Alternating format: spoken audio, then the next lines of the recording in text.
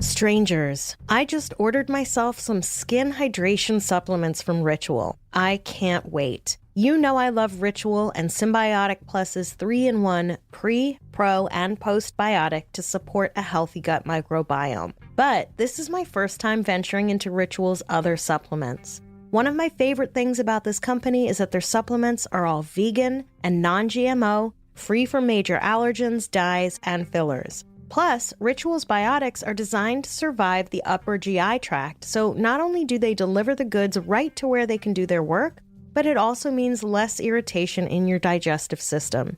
And we all know by now that a healthy gut means better health overall. Ritual also has supplements for stress, prenatal health, and men's health, all with the same high standards, so you can feel good inside and out. So get your gut going. Support a balanced gut microbiome with Ritual's Symbiotic Plus. Get 25% off your first month at ritual.com/strange. That's ritual.com/strange for 25% off your first month. Strangers, this week's episode is a studio recording version of a live episode recorded in Denver at the True Crime and Paranormal Podcast Convention. If you're interested in watching the live recording of the episode, complete with a pretty great slideshow that my friend Barry made to go along with it, you can purchase it over at patreon.com/grabbagcollab. You don't even have to be a member to purchase the video, although we sure would love it if you joined. Does art imitate life, or is it the other way around? Why would a place that was once peaceful suddenly become a hotspot for ghosts and ghoulies? Could it be that one writer wrote a story so powerful that it started a cultural phenomenon? Or was he some kind of conduit whose story actually invited the supernatural guests in? Did Stephen King open some kind of portal at the Stanley Hotel? Welcome to Strange and Unexplained with me, Daisy Egan. I'm a writer and an actor who prefers to keep the company of the living. However, I really just appreciate interesting company, so if I encounter a great conversationalist, I won't judge them on something as trivial as whether or not they are alive. On the other hand, if a pair of creepy twins talks backward to me, I am out. That is not the kind of interesting I mean. I also enjoy a stay in a nice hotel. Who doesn't want a luxurious suite overlooking the majesty of nature with a spa and even whiskey tastings? Unless, again, I press the button and the elevator arrives full of blood, or the bartender tries to make me stay forever. I appreciate a late checkout, but that seems like a bit much.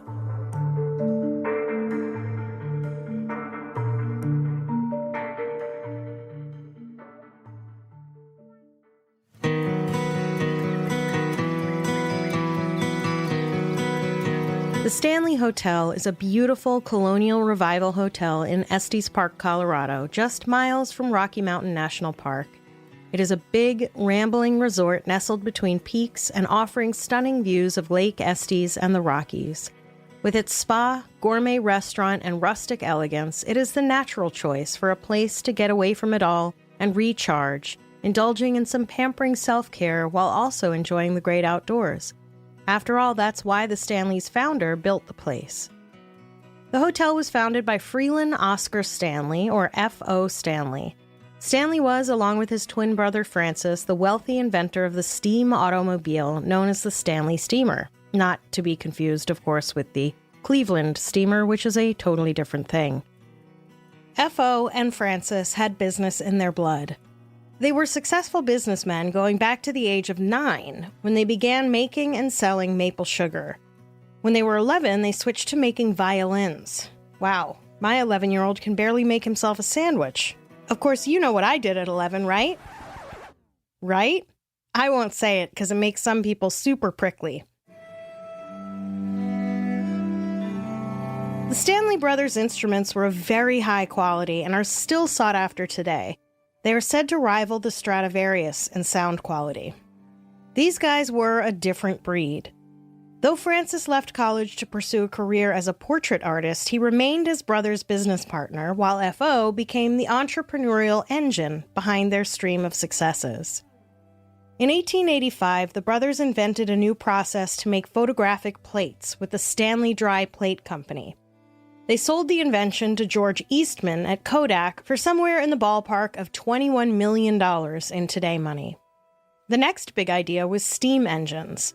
The Stanley steamer was one of the first iterations of a car, a wooden body on steel frames and shock-absorbent springs powered by steam with a safety valve on the boiler to prevent it from exploding.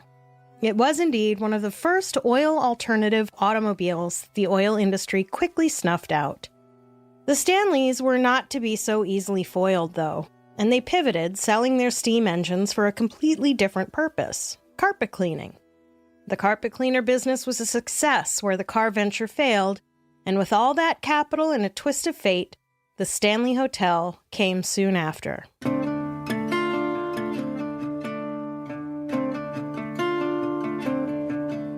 In 1903, after suffering from a case of tuberculosis, it was recommended that F.O. Stanley visit the Colorado Rockies region for its abundance of fresh, dry air, high altitudes, and sunshine.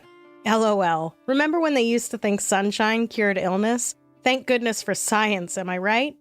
I know, it was the dry air that really helped. Just please let me have this joke.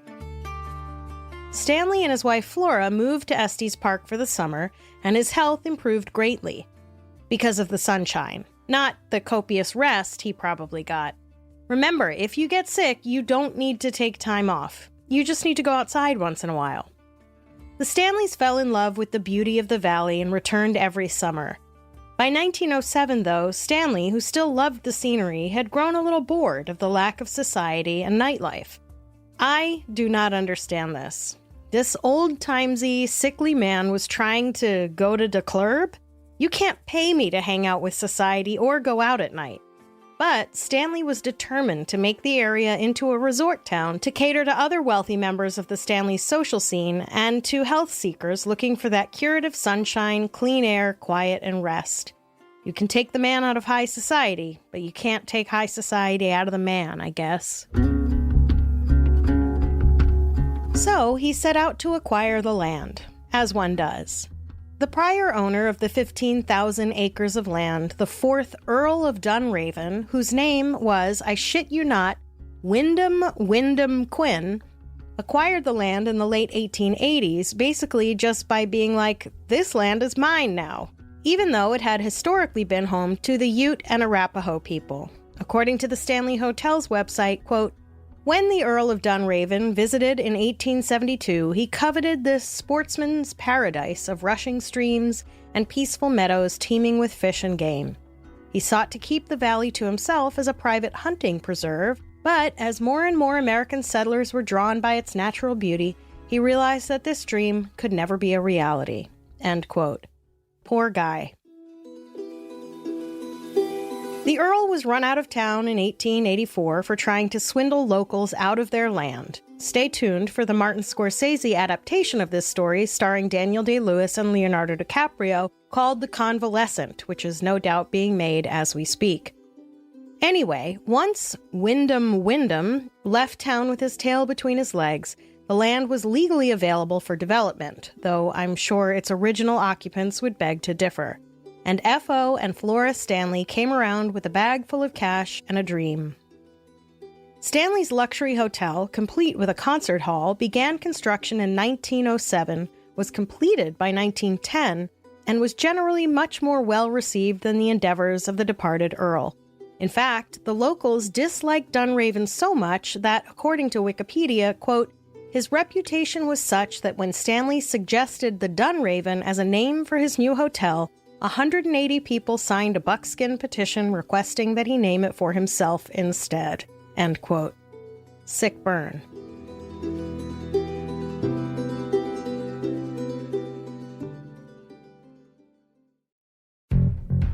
Strangers, winter is the perfect time for warm soups and stews, and nothing goes better with soup or stew than a delicious, fresh from the oven, crusty sourdough bread. With wild grain, I can put a loaf in the oven while I'm making dinner and it's ready to eat by the time dinner's served. Plus, wild grain has delicious pastries, both savory and sweet, for breakfast or anytime. Looking for blueberry turnovers? How about savory biscuits? Or maybe you're looking for melt-in-your-mouth chocolate chip cookies. Or if pasta's what you're into, Wild Grain has a whole selection of delicious, fresh pastas that are ready in minutes, including gluten-free options. Are you ready to bring all your favorite carbs right to your doorstep? Be sure to check out Wild Grain so you can begin building your own box of artisanal breads, pastas, and pastries. For a limited time, Wild Grain is offering our listeners $30 off the first box, plus free croissants in every box when you go to wildgrain.com/strange to start your subscription. You heard me, free croissants in every box. That's $30 off your first box when you go to wildgrain.com/strange. That's wildgrain.com/strange. Or you can use promo code STRANGE at checkout.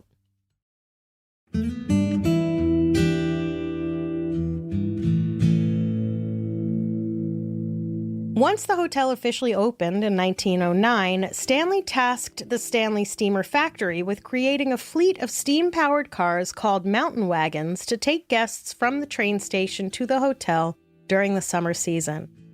Like Dr. Richard Hammond with his dinosaur park, F.O. Stanley spared no expense. The hotel was a labor of love. Stanley was remembered as saying he spent more than he made running the hotel each summer. It takes money to make money, which is why, incidentally, I have very little of it. Anyway, eventually and inevitably, the resort hotel changed Estes Park. That's the thing about developing. Sure, the land is beautiful and bucolic before you start developing it, but call me back after your fucking golf course has shit all over your gorgeous scenery. Still, Stanley, unlike most developers it seems, did actually care somewhat for the land he'd fallen in love with when he was hacking his lungs out with TB.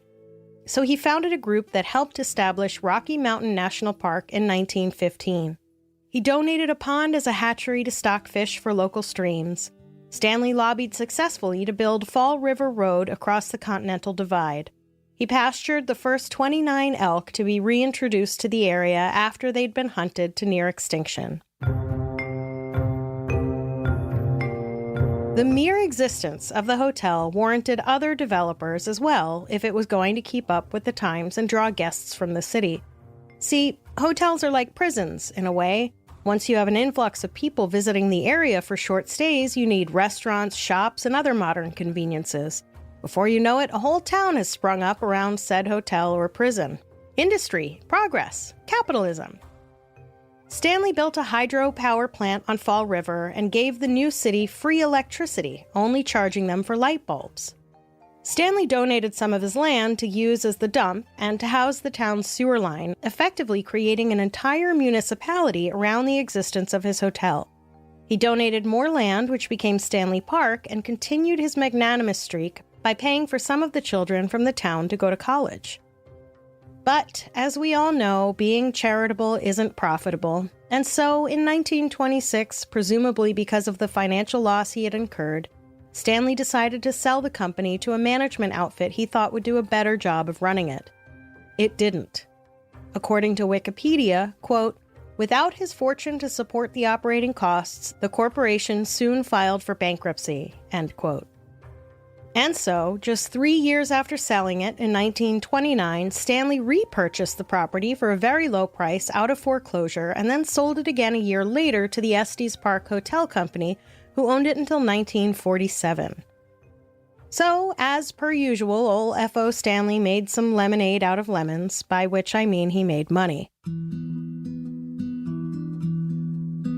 While the Stanley Hotel was an electrically powered marvel, an auxiliary gas lighting system was necessary to fully power the hotel. It was installed in June of 1911. On June 25th, the day after the pipes had been filled, a thunderstorm knocked out power to the hotel. When a hotel employee who had been reported as either being the chief housekeeper or a chambermaid, named either Elizabeth Wilson or Lizzie Leitenberger, said about lighting the lanterns in the rooms, she didn't know the new system had a leak and that room 217 was slowly filling with gas. Elizabeth struck the match and ignited an explosion that some sources said launched her a full floor down into the McGregor dining room where guests were having dinner. Okay. I can't just breeze over that. Look, I don't know what was a popular dish in 1911. It's surprisingly hard to figure out.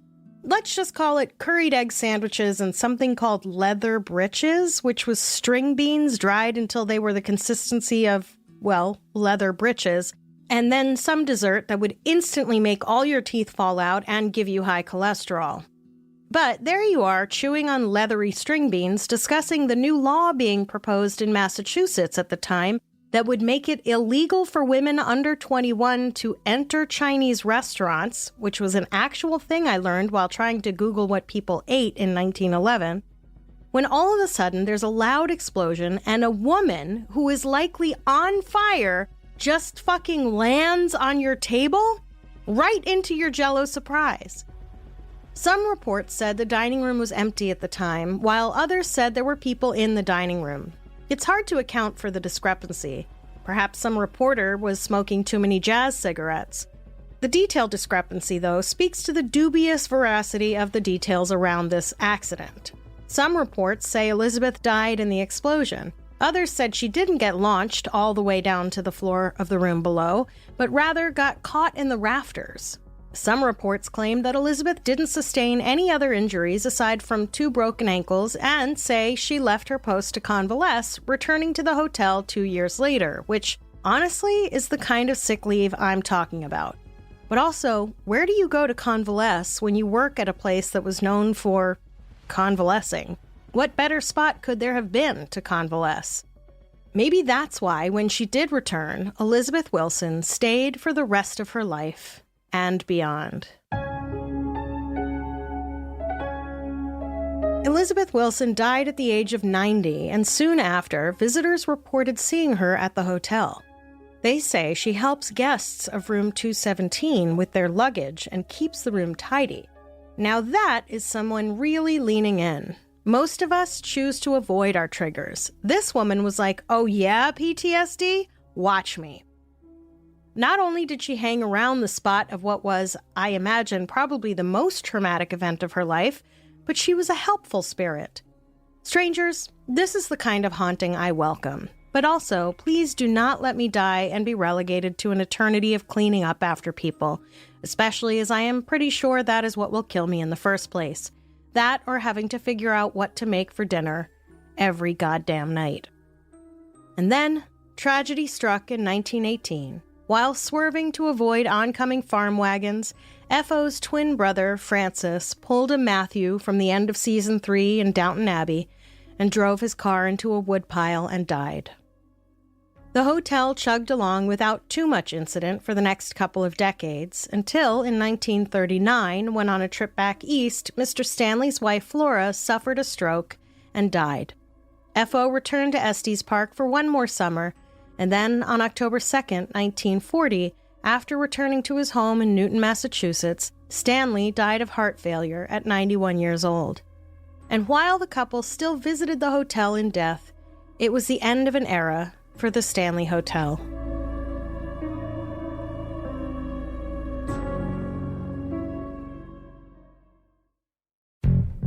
Strangers, it's a new year. Treat yourself to a set of brand new sheets from Miracle Made with silver-infused fabric inspired by NASA technology.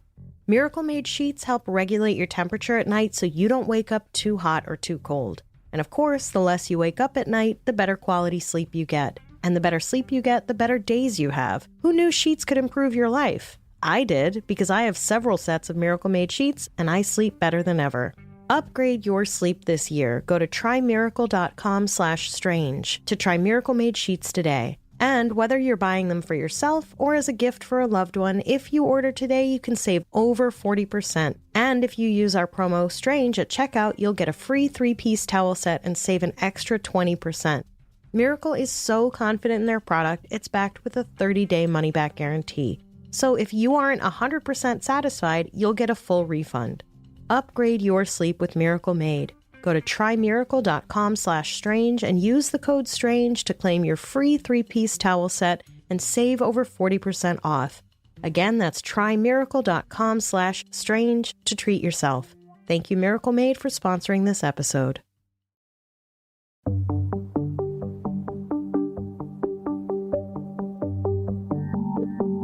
As times changed, the Colorado Rockies became more developed and tourism options increased. The Stanley remained, but business dropped. Finally, in 1970, things looked bleak, and the hotel was set for eventual demolition.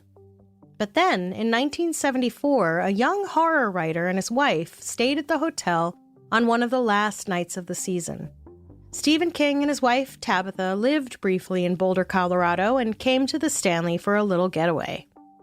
In a 1977 interview by the Literary Guild, King recounted, quote, "While we were living in Boulder, we heard about this terrific old mountain resort hotel and decided to give it a try.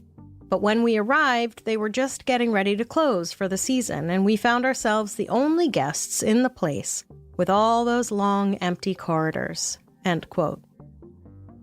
The Stanley Hotel made an indelible impression on the mind of Stephen King and would soon become the inspiration for one of King's most famous novels, The Shining, a tale about domestic violence hidden inside a ghost story. The inspiration for the story struck King as he and Tabitha ate in the grand but empty dining room.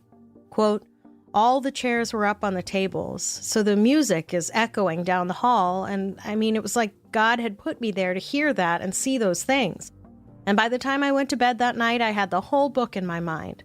I dreamed of my 3-year-old son running through the corridors, looking back over his shoulder, eyes wide, screaming. He was being chased by a fire hose.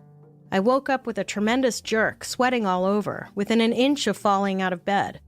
I got up, lit a cigarette, sat in a chair looking out the window at the Rockies, and by the time the cigarette was done, I had the bones of The Shining firmly set in my mind." End quote. Jesus Christ. It takes me a week at least to figure out the fucking structure of one of these episodes. No wonder Stephen King is a multi-millionaire best-selling author, and I'm, well, not. Also, could you imagine, by the way, if he'd kept the scene where the little boy is chased by a fire hose? Like a scene out of a Looney Tunes cartoon. Although I would rather watch a kid get chased by a fire hose than his axe-wielding father. Here's Johnny! The Shining, for the uninitiated, is the story of Jack Torrance, an aspiring writer who accepts a job as the winter caretaker at the Overlook Hotel, an isolated resort hotel in the Colorado Rockies. Jack is bad news from the start. His alcohol dependence and anger issues have left him unemployed after he assaulted a student at his prior teaching job. He also accidentally breaks his son's arm while in the throes of an alcoholic rage. The isolation and quietude of the hotel seem to be just what the doctor ordered, giving Jack the opportunity to write his play and to repair things with his wife and son. And also, maybe, quit drinking and get a hold of his rage issues. The child, Danny, has psychic abilities which render him clairvoyant. His pinky is constantly badgering him and saying murder backwards at him. The hotel's chef, Dick Halloran, too, has the shine and forms a bond with Danny over ice cream. Danny can see ghosts, and the Overlook is full of them. The Overlook Hotel, Danny realizes, is a force in and of itself. When a massive snowfall leaves the Torrances cut off from the outside world, Jack goes mad, putting his son and his wife Wendy, played in the subsequent Stanley Kubrick movie by the extraordinarily terrified in real life Shelley Duvall, rest in peace, in danger. Clearly they were in danger before they got to the hotel, but now there was nowhere to go. Was Stephen King's The Shining the source of the Stanley's rumors of haunting, or did Stephen King tap into a supernatural truth about the Stanley?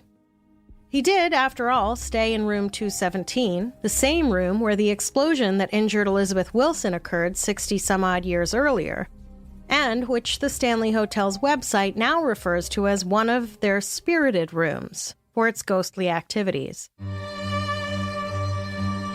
Ironically, King's ghost story breathed new life into the Stanley Hotel. It was not demolished, but soared in popularity as word of its inspiration for the story took hold. Guests came flocking and told of the many ghosts and specters they saw. In an article in the Colorado Springs Gazette by Stephanie Earls from 2020, author and part-time paranormal investigator Richard Estep, who leads ghost tours on weekends, is quoted as saying, quote, "Places get ghosts for different reasons, such as tragedy or bloodshed, but also people tend to haunt places where they were very happy during their lifetimes. I sense we're seeing people coming back because they deeply love this hotel." End quote. There is also a prevailing theory among paranormal professionals that Estep subscribes to, quote, "Generally speaking, wherever you find people, you find ghosts, and vice versa." Earls also quotes a member of the cleaning staff who said, quote, "They don't like vacuums. The ghosts hate it when vacuums are on," end quote. Ghosts. They're just like cats. What do ghosts like, though? According to visitors and staff at the hotel, music. Eerie music can be heard playing from the concert hall where a piano, built especially for Flora Stanley as a gift from her husband, still sits. The music, it is widely believed, is being played by Flora herself. The concert hall, as it turns out, has its share of hauntings. Brittany Annis, a travel blog writer for TripSavvy, wrote in 2020, quote, "Another ghost known to wander about the concert hall is Lucy, who quite possibly was a runaway or homeless woman who found refuge in the hall. She entertains the requests of ghost hunters, often communicating with them with flashing lights," end quote. Visitors claim to see ghosts of service workers roaming the halls and hear music from some rooms as well. Some unmarried couples visiting room 217 say they feel a cold presence between them in the bed. Maybe Elizabeth Wilson isn't a fan of premarital hanky-panky. Or maybe it's just unmarried men she has a problem with. Single men staying in that room have reported that they have found their bags packed and outside their door. Don't let the door hit you or the good Lord split you on the way out, buddy. This is my kind of gal. The hotel's 4th floor is said to have the most paranormal activity. Room 401, once a dormitory for children and their nannies, is known for the sound of children giggling, as well as for having a closet that will open and close on its own. But worse than that, a consensus about the creepiness of the various rooms suggests 401 is the creepiest because of inappropriate touching. I find that very disturbing, since that is the room that was apparently where mostly women and children slept. Could you imagine being a full-time nanny and being told your employees will be taking you with them on their vacation, and then you find out you have to sleep in a fucking dorm-style room with all of the children? And then you're getting groped by ghosts? I'm all for an all-expense-paid working vacation, I guess, but this sounds like a fucking nightmare. Speaking of children, my husband, Adam Berry, of Kindred Spirits fame, said he heard children playing just outside his room when he stayed at the hotel. But when he opened his door to be the grumpy old man yelling at kids to quiet down, there were no children there at all. Room 428 is also said to host strange experiences. Guests have reported heavy footsteps and furniture rearranged while people are sleeping. Why is this kind of shit always going on at night? Guests of 428 have reported, quote, "A friendly cowboy will be sitting on the bed waiting for the next guest," end quote. I don't know about you, stranger, but if I came in and a see-through man in a 10-gallon hat was seated at the foot of my deluxe queen, I would escort myself right on back to the check-in desk and demand a refund. Or at least a different, less ghost-inhabited room. The cowboy is believed to be the spirit of a man named James Nugent, or Rocky Mountain Jim. Thank God it isn't the specter of Ted Nugent. I couldn't handle a hillbilly conspiracy theorist with a raccoon tail hanging from his belt, singing Cat Scratch Fever at me in between ranting about God, guns, and rock and roll. The living are often much scarier than the dead. Anyway, James Nugent was someone who helped in the development of Estes Park. He, like many of the other permanent guests, didn't die at the hotel, but haunts it anyway, which gives fuel to the rumors that the hotel itself is some kind of center for paranormal activity, much like the Overlook Hotel in The Shining, but less evil? Listen, not for nothing, but it would stand to reason that a hotel leaning into rumors of hauntings would try to spin it that their brand of hauntings isn't the evil kind. You want guests to come on the promise of seeing some ghosts, not of being drowned in a river of blood. I guess old Cowboy Jim doesn't only sit on the edge of the bed, either. According to an article in The Collider by Samantha Graves from December 2023, called "Is the Shining Hotel Really Haunted?", Rocky Mountain Jim, quote, "gravitates toward the female guests and will kiss them while they sleep," end quote. Come on, man. What the fuck? Once again, I say, with all of eternity at your fingertips, you're going to spend your time sexually assaulting women? Get a fucking life, ghost. I'd like to think that in death, we all just become beings of infinite light and peace. I'd even take a ghost that wants to prevent premarital sex over this fucking guy. In a piece for Denver7.com, one tour supervisor claimed the 4th floor made her sick. She said, quote, "Since I've been working here, I've heard voices. I've been touched. I've also been made physically ill on the 4th floor," end quote. Could you imagine ralphing at work and then going to your supervisor and being like, "A ghost made me do it"? Oh, there's a pet cemetery on the grounds too, where staff would bury their pets. I guess Stephen King really got a lot out of that one-night stay. And, incidentally, some familiar with the hotel say it is indeed the grounds, not the building, that causes the hauntings. Anyway, the ghost of a golden retriever named Cassie has been seen bringing people newspapers and scratching at doors like she wants to be let in. Are the newspapers current, I wonder? Or are they newspapers of yore? There is also a fluffy white cat named Comanche that has been seen in the hotel and on the grounds. Maybe it is trapped in an eternal search for its ghostly litter box.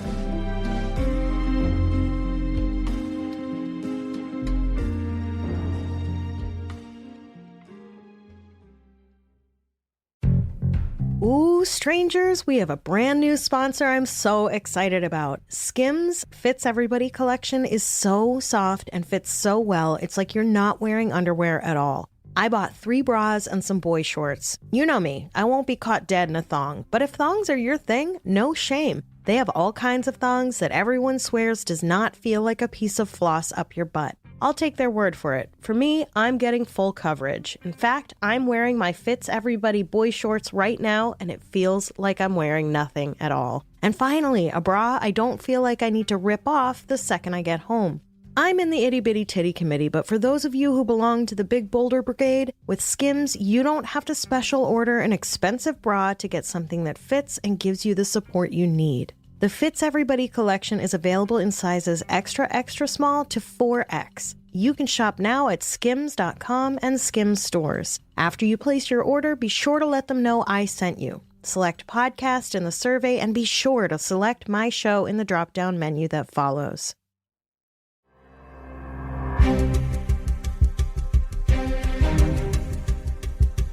The Grand Entry Stairway has also had many sightings of spirits.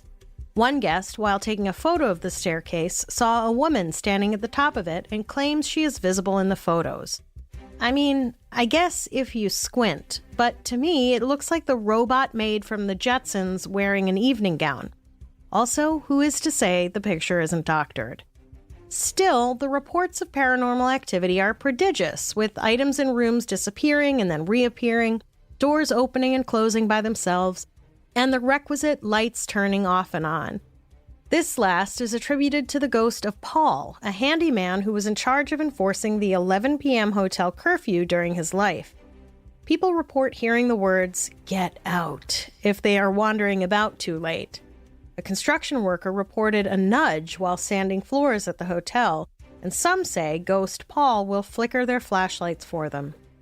Even F.O. Stanley himself has made an appearance. He has been seen mostly at the bar or in the billiard room, but also by some standing behind employees at the reception desk. And he and Flora have been seen holding hands and just watching things from the main staircase. Underneath the hotel, there is a system of underground caves and tunnels, the kind of thing that's perfect for ghost stories. There have been plenty of reported ghost sightings, and visitors say they hear all kinds of spooky noises down in their tunnels. Spiritualists suggest that the area is particularly prone to visits of the ghostly kind because the tunnels contain a lot of limestone and quartz, which, as everybody knows, are believed to capture energies. I wonder if they'd be capable of capturing the high level of anxiety I would be giving off if I were enclosed in a haunted basement. Skeptics attribute the experiences people have had in the tunnels to old pipes and ventilation systems, but a friend of mine said someone was definitely touching her hair and shoulder during her tour of the tunnels.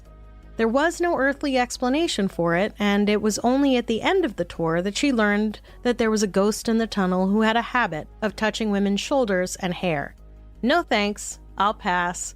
Not today, Bob. Tunnels underneath hotels were not an uncommon feature in the 1900s. For decades, it was considered unseemly for staff to be seen throughout the hotel. In those days, you weren't just paying for a hotel room, you were also paying to pretend working-class people didn't exist. Awesome. So this was the route hotel employees took to move about the hotel. But of course, they're an anomaly today, and wherever there is a creepy passageway, a ghost is sure to be. These are just the supernatural highlights that the Stanley Hotel has to offer, but mysterious things have been reported in every room. Even actor Jim Carrey was scared off from the Stanley after staying there for just one night. He has never told anyone what happened that night, but it was enough to send him on his way the very next day.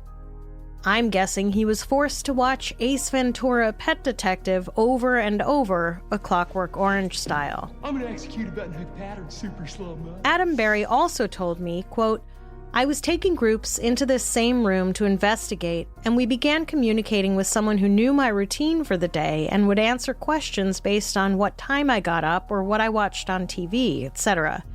It was like they were very aware of my being in the space. Plus, answering questions that no one else would have known except for me. A lot of people in that room said they felt like it was hard to breathe, and the closet area was the most intense in terms of people feeling sad and depressed. I was talking to a front desk person about the activity, and they informed me that months prior, a person died by suicide by asphyxiation in the room adjacent to the one we were investigating. The closet being the closest point of contact to the room where it happened. That person was still there in the area in spirit form, trying to reach out to us. End quote. He told me that story on our honeymoon. He's going to get a restraining order against me, I swear to God. The hotel once again fell on hard financial times in the 90s, and the new owners, who spent $3.1 million saving it from bankruptcy, decided to make the haunted lore the main attraction of the hotel. The Stanley Hotel, now 14 structures on 68 acres, outlines on its website the many offerings for the horror-inclined visitor. In addition to the Stephen King Library, the experiences listed on the website include stays in spirited rooms, ghost tours, a magic show in a subterranean lounge, which has been installed in the tunnels, seances, and an exhibition of haunted objects connected to the hotel. The Ghost Adventure package gets you a room on the 4th floor, a pocket-sized EM reader, and a mug that says Red Rum. The hedge maze from Stanley Kubrick's film adaptation of The Shining was installed at the Stanley in 2015. Fun fact, the entire exterior of the Overlook Hotel in the movie is actually the Timberline Lodge in Mount Hood, Oregon. Neither the exterior location nor the interior at the Stanley included an actual hedge maze before then. There were several other Shining-based renovations that were done for a TV series remake of the movie in the late 90s. The movie itself plays 24 hours a day on one of the hotel's television channels. I doubt Stephen King loves that bit. He hated the movie. Same, friend. Same. The hotel has played host to many a paranormal investigator, ghost hunter, and medium. The shows Ghost Hunters and Ghost Adventures have both filmed at the hotel, which also now provides a venue for bands and musical acts. The idea, I suppose, is to stay current and capitalize on the fame of the Stanley, as well as the infamy. And it's working. The Stanley Hotel receives approximately 400,000 visitors a year, including 120,000 overnight guests. The Stanley gives 100,000 annual tours. The Stanley Hotel, twice on the verge of becoming a ghost itself, seems to be in it for the long haul. Plans are in motion as of April 2024 to sell it to the Colorado Educational and Cultural Facilities Authority, thereby securing the Stanley's place for the foreseeable future as a cultural resource and allowing it to acquire ever more legend, because the longer the Stanley Hotel resides in Estes Park, the more people will surely decide to spend their afterlife there. There are worse places to spend eternity than a spa. But What is the real legacy of the Stanley Hotel? Is it a spate of hauntings and mysterious supernatural activity? Or is it a beacon of American industrialism, a feat of engineering, a testament to what is possible when an institution continues to change and grow and to reinvent itself for the future? The Stanley Hotel, it could be said, is a metaphor for this scrappy little nation. Is it any wonder, then, that it is at least a little bit haunted?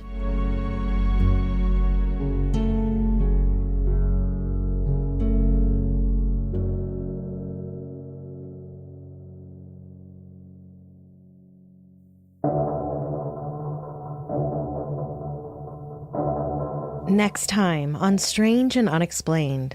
In March of 1977, a set of extremely unfortunate events lined up to create the worst tragedy in aviation history. The horrific crash at Tenerife changed the rules of aviation, but not without taking nearly 600 innocent souls. Strange and Unexplained is a production of Three Goose Entertainment with help from Grab Bag Collab. This episode was written by Eve Kerrigan and me, Daisy Egan, with research from the Strange Research Squad. Sound engineering by Jeff Devine. And as a reminder, if you want to see a video version of today's episode, you can purchase it for just $12 at patreon.com/grabbagcollab. If you have an idea for an episode, head to our website, strangeandunexplainedpod.com, and fill out the contact form. I will write back. For more amazing content, join us at patreon.com/grabbagcollab, where for just $5 a month, you get all the Grab Bag exclusive shows, and for $8, you get those, plus Amber Hunt's Crimes of the Centuries and Strange and Unexplained early and ad-free. Grab Bag is an all-female and non-binary owned profit share network where our contributors get to keep ownership of their shows. We strive to give a platform to those who might not be able to land themselves on a bigger network. Who knows? Maybe you have a podcast idea you'd like to pitch to Grab Bag. We've got live recordings, watch parties, book clubs, and more. Why there's so much going on over at Grab Bag, you'll wonder if we missed the memo on how capitalism works. Join me on Instagram at SNUPod, Daisy Egan, and Grab Bag Collab, or head to the Facebook page to join in the conversation. If you like the show, please visit a sponsor with our unique code, give us a quick review and 5 stars, subscribe and download, and tell a friend. Stay strange.